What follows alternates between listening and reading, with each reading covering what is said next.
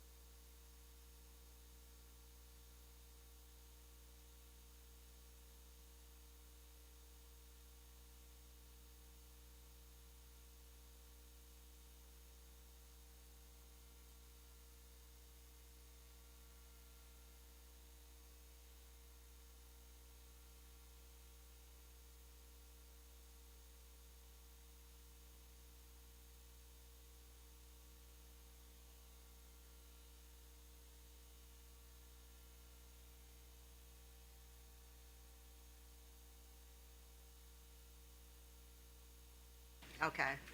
Okay, on the record for the administrative meeting for April 16th, first order of business is approving the minutes of April 9th. Commissioner Barve, Aye. Commissioner Richard, Aye. and I vote aye. Madam Chair, there are two items on today's consent agenda. Item number one is a petition for designation as an eligible telecommunications carrier from Think Big Networks LLC. And item number two is a notice from Windstream Holdings 2 LLC of a proposed intra-company reorganization. Okay, so I propose allowing a 30-day period for any party that believes that the application should be rejected to file comments and find that the designation of the company as an eligible telecommunications carrier is in the public interest, and grant the company such designation pursuant to 47 U.S.C.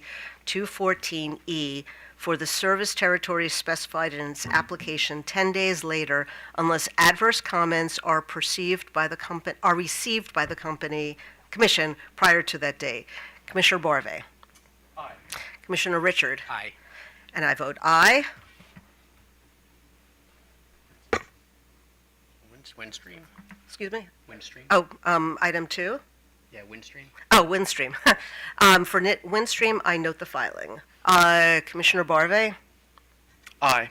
Commissioner Richard, Aye. and I vote aye. And item number three on the administrative agenda is a request from Gold Star Energy Group, Inc. to amend its licenses to supply electricity and natural gas. Good morning, Madam Chair and Commissioners. Charles Herbert on the behalf of staff. Item number three on the administrative agenda is a request from Gold Star Energy Group, Inc. to amend its electricity and natural gas broker licenses to no longer include permission to serve residential customers. Staff reviewed the instant filing and determined that, as Gold Star's request is a request to modify its license rather than cancel it, the company will remain licensed and will continue to be required to maintain its bonds and pay commission assessments. The company confirmed in its filing that it never served residential customers. Thus, it never owed any obligations to residential customers. Accordingly, staff recommends the Commission grant the company's request. Thank you, and staff is available for any questions. Okay, any questions?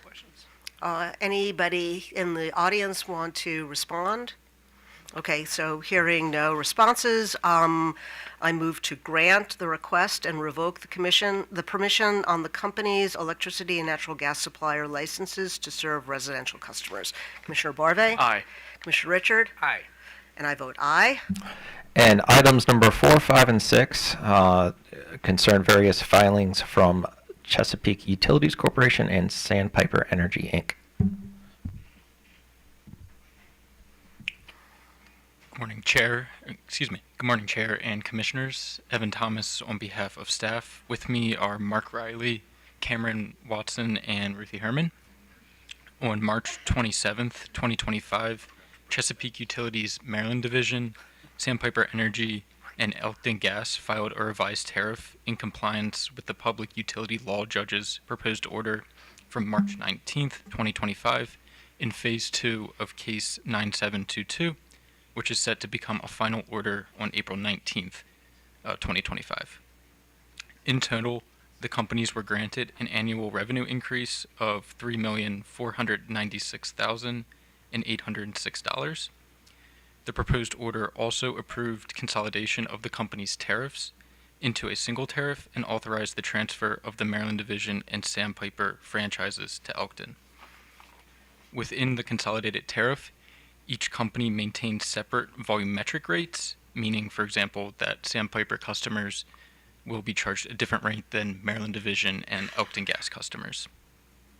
The tariff filing also included updated system improvement rates, which is a separate rider applicable to Sandpiper customers that recovers the cost of bare steel replacement, distribution system upgrades, and conversions from propane to natural gas. In the filing, the system improvement rate is decreasing from approximately 54 cents to 10 cents per therm. And of note, in terms of the overall rate increase from the rate case, the Elkton residential classes and small general service classes will be phased in over 2 years, the rates that is. These were the under-earning classes for Elkton, and they received the largest revenue increases on a percentage basis, and so the phase-in is intended to mitigate the impact of the rate increase on customers. In terms of bill impacts, an average Maryland Division residential customer will experience a 7% bill increase. An average Sandpiper residential customer will experience a 12% bill increase, and an average Elkton residential customer will experience a 13% increase in year 1, and then a 7% increase in year 2. And these bill increases include the commodity, so it's kind of the whole picture of what they will be experiencing. And so overall, staff recommends that the Commission accept the company's tariff for filing with an effective date of April 19th, 2025. Thank you, and we're available for any questions. Okay, any questions? Okay. Good morning, Commissioner Suchman, Commissioners. Brian Quinn here today on behalf of Chesapeake. Thank you for staff's bucksheet. Glad to be done with this case, and look forward to answering any questions you have. Okay. Anybody from Sandpiper Energy? Yes, Chesapeake is the owner of Okay. Sandpiper, Okay. Elkton, and So, Chesapeake. so Maryland. you'll be responding Yes, for for all the three. SIR filing Okay, as well. so- And Just one, and I'm more interested in the conversion program. You were kind enough about, 5 or 6 years ago during a MACO to take me on a tour of the conversion program there in Ocean City. Yep. Has that completed now? Has that been a successful conversion, and anything you might be able to Thanks. report? Thanks, Commissioner Richard. Yes, the conversions are almost completed, 97% of the customers. Sandpiper is the entity that serves Worcester County only. Back in 2013, Commissioner Richard, as you know, Chesapeake acquired the propane assets of Eastern Shore Gas and converted now 97% of those customers to natural gas. The last remaining area that has a major amount of customers, only about 200, is Snow Hill, which is the county seat of Worcester County. So the SIR is still in place, and we hope to get to complete those and little pockets of other customers around Worcester County are still on propane, but the company is looking forward to converting those customers as they can. Very interesting, yeah, because that was a big project. Yes, sir. Both on the outside of people's homes and then also inside the home. So were people pretty cooperative as far as being able to, do a complete conversion as far as inside the homes as well? Yeah, you're absolutely right, Commissioner Richard. A lot of people don't like to answer the door when it's the utility company. Well, it's Ocean but- City too. There are probably a lot of empty Absolutely. And Yeah. not surprisingly, but somewhat surprising, there were really no issues. The company did a excellent job of notifying customers. I'm not aware of any complaints to the commission during the last, when the conversions were happening in earnest, probably when we were down at that Mako a couple years ago. But Ocean City's been converted, Ocean Pines, Berlin.